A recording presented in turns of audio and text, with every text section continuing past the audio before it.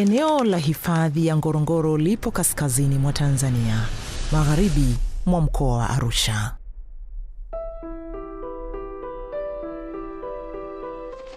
Ni moja ya maeneo muhimu zaidi kiikolojia barani Afrika na duniani, hasa baada ya kutambuliwa na UNESCO kama eneo la urithi wa dunia.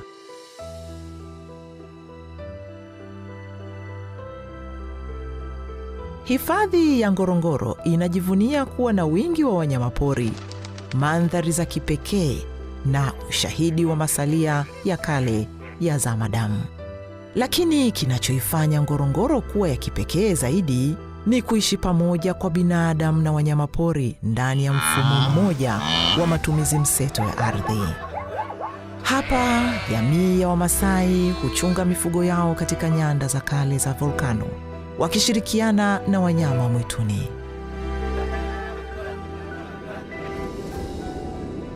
Lakini leo, hali hii ambayo imepata mafanikio makubwa inakabiliwa na changamoto nzito.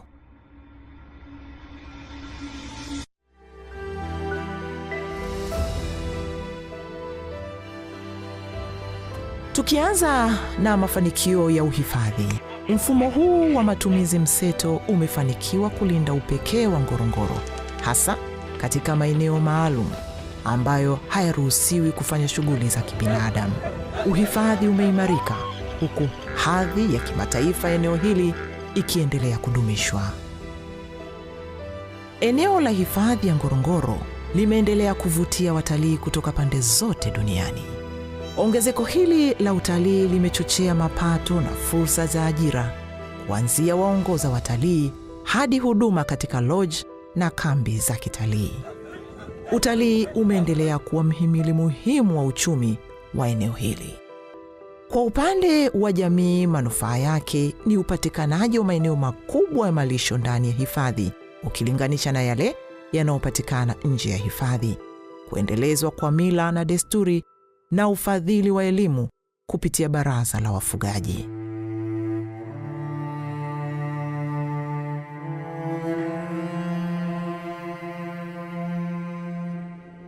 Hata hivyo, mafanikio haya yanaambatana na matatizo kadhaa yanayoongezeka kwa kasi.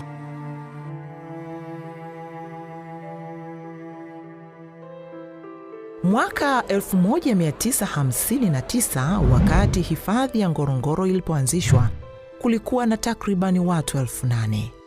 Mwaka 2022, idadi hiyo ikafika watu 1,793. Na kwa mujibu wa Ofisi ya Taifa ya Takwimu ya mwaka 2022, idadi hiyo inakadiriwa kutimia watu 276,651 ifikapo mwaka 2050, kwa wastani wa ukuaji wa 3.6%.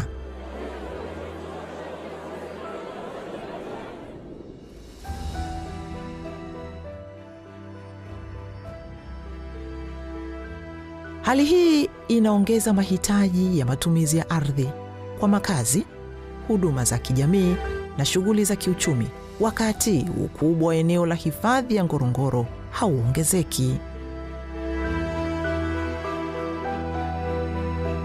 Kwa upande mwingine, makazi ya binadamu yameongezeka kutoka maboma 13,381 mwaka 2019 hadi kutimia maboma 17,734 mwaka 2025, ongezeko la 28.8%.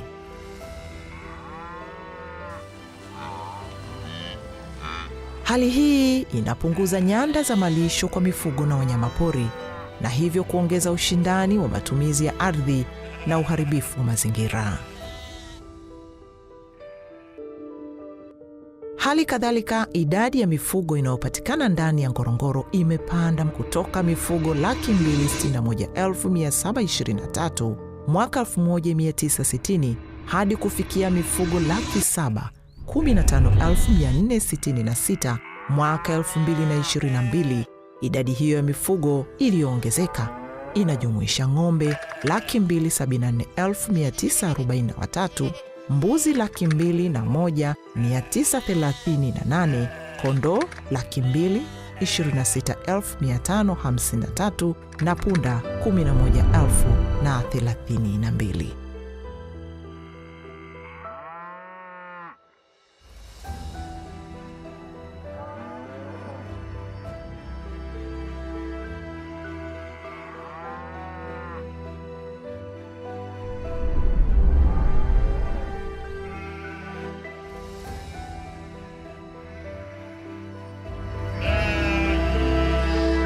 Tathmini hii inaonyesha kwamba ili kuweza kuishi vyema mwaka 2022, mifugo ilihitaji kilomita za mraba 4,579 sawa na asilimia 56.4 ya eneo lote la hifadhi ya Ngorongoro lenye ukubwa wa kilomita za mraba 8,122.70. Mahitaji haya yanakadiriwa kuongezeka hadi kufikia kilomita za mraba 8,464.56 sawa na asilimia 104 ya eneo lote la hifadhi ya Ngorongoro ifikapo mwaka 2050. Hii inamaanisha wanyama pori na makazi ndani ya eneo la hifadhi ya Ngorongoro vikiondolewa kabisa, eneo hili halitoshi hata kwa matumizi ya mifugo pekee ifikapo mwaka 2050, na hivyo kutoa hitaji la lazima la eneo jingine ili kukidhi mahitaji ya ufugaji.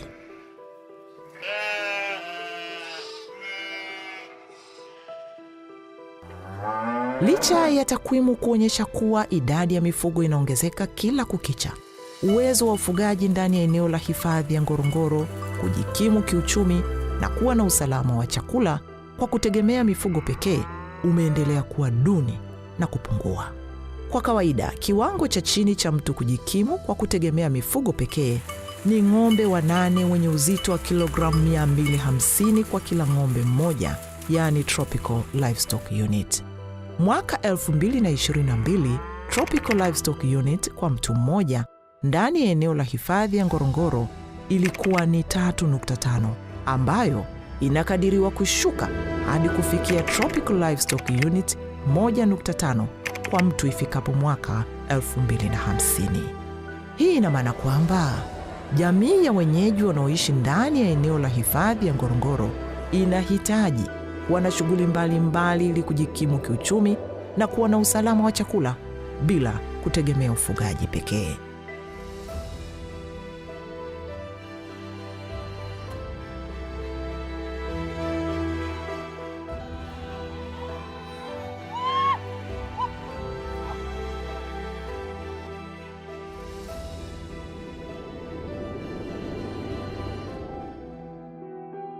Kwa upande mwingine, tafiti zinaonyesha kwamba baadhi ya wanyamapori kama vile choroa, nyamera na swala twiga wametoweka kabisa katika bonde la Ngorongoro. Wanyamapori wengine kama vile nyumbu wakazi, yani resident wild beast, wamepungua kutoka 1,600 mwaka 1960 hadi kufikia 600 mwaka 2020. Swala tomi wamepungua kutoka 5,000 mwaka 1965 hadi kufikia 1,500 mwaka 2019. Na swala granti wamepungua kutoka swala 1,700 mwaka 1965 hadi kutimia 400 tu hapo mwaka 2019. Kupungua au kutoweka kwa wanyamapori hao kunahusishwa na ongezeko la shughuli za kibinadamu katika bonde hilo.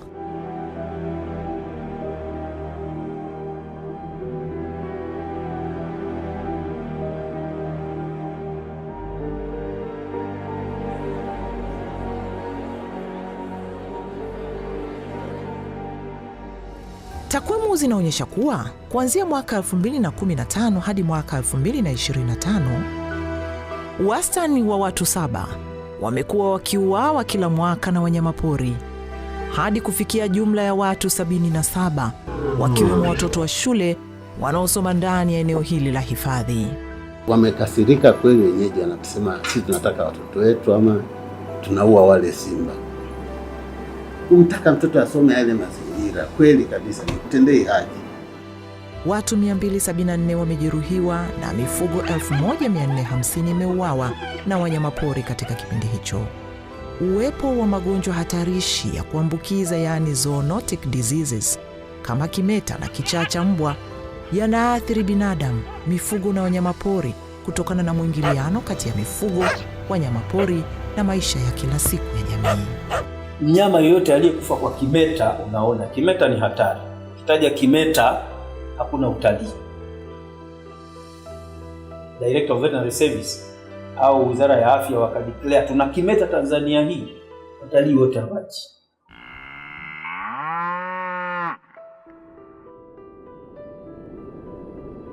Mabadiliko ya tabia nchi na shughuli za kibinadamu kama vile uingizaji wa bidhaa, watu na mifugo kutoka nje ya hifadhi umeathiri uoto wa asili uliokuwepo kwa karne nyingi, na hii imesababisha kuenea kwa mimea vamizi ndani ya eneo la Ngorongoro na hatimaye kupunguza nyanda za malisho kwa ajili ya mifugo na wanyamapori.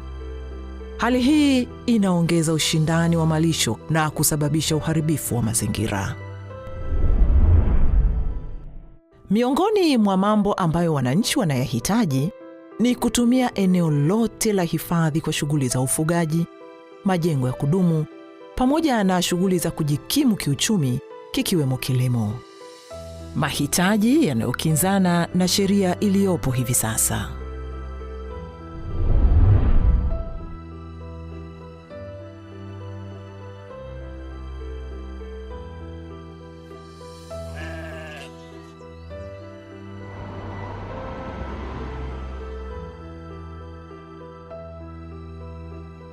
Utekelezaji wa Dira ya Taifa ya Maendeleo mwaka 2050 unasisitiza jamii kuwa na makazi bora ya maendeleo ya kijamii, kiuchumi na mazingira, pamoja na kuunganisha miundombinu ya huduma za kijamii kama vile afya, elimu, nishati safi, maji safi na salama na utunzaji wa mazingira. Hii ina maana kuwa jamii ya wenyeji wa Ngorongoro wanahitaji huduma bora za kijamii kama umeme wa uhakika, huduma za afya za kisasa, makazi bora, shule, maji na huduma za mifugo nje ya maeneo yaliyohifadhiwa. Mustakabali wa Ngorongoro kwa sasa uko njia panda. Kila njia tutakayoichagua ina faida na hasara zake, si kwa uhifadhi tu, bali kwa jamii, utalii na eneo hili la urithi wa dunia. Njia ni 3.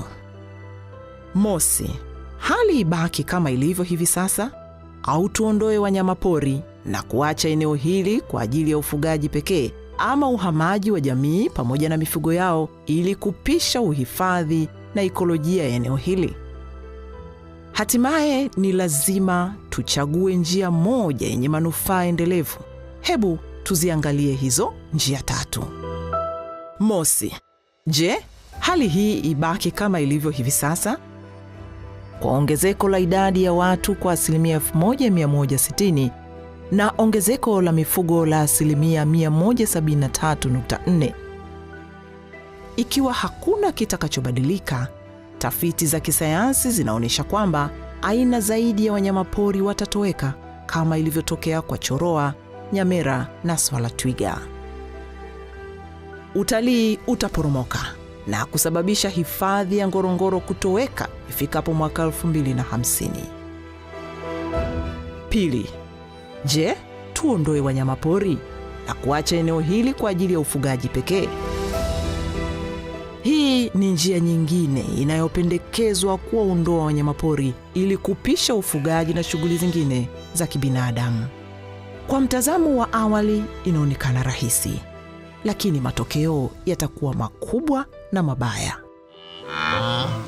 Ekolojia ya Ngorongoro, Serengeti na Masai Mara itapotea kabisa, kwani eneo hili ndipo yalipo mazalia ya nyumbu wahamao, yani the Great Migration. Hadhi ya urithi wa dunia itaondolewa. Utalii utaporomoka mara moja na kusababisha pato la taifa kushuka, kwani utalii unachangia zaidi ya 17%. Njia ya 3 inaibuka. Njia hii inayojikita katika uendelevu wa muda mrefu wa eneo hili. Njia hii inalenga uhamaji wa jamii pamoja na mifugo yao ili kupisha uhifadhi na ekolojia ya eneo hili.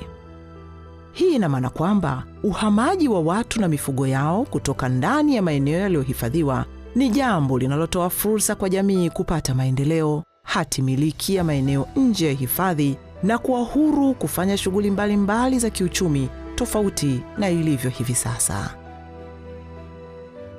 Matokeo ya haraka ya njia hii ni kwamba ushindani wa matumizi ya ardhi ndani ya Ngorongoro unaanza kupungua.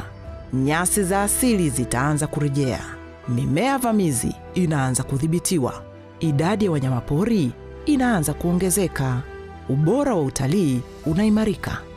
Migongano ya maisha ya kila siku kati ya binadamu na wanyamapori inatoweka. Familia zilizohamishwa zinapata fursa mpya: umiliki wa ardhi, umeme wa uhakika, upatikanaji wa maji, shule za kisasa na huduma za afya, shughuli za kiuchumi zikiwemo kilimo na biashara. Bila shaka njia ya tatu inaonyesha manufaa endelevu kwa jamii, uhifadhi na utalii na urithi huu wa dunia. Hatuna budi kujiuliza maswali magumu. Je, kwa mazingira ya sasa, watu na wanyamapori wanaweza kuendelea kuishi kwa pamoja?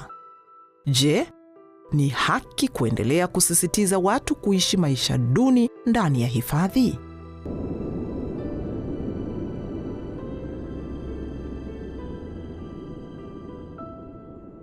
Bonde la Ngorongoro limesimama kama moja ya maajabu ambapo binadamu na wanyamapori wameishi pamoja.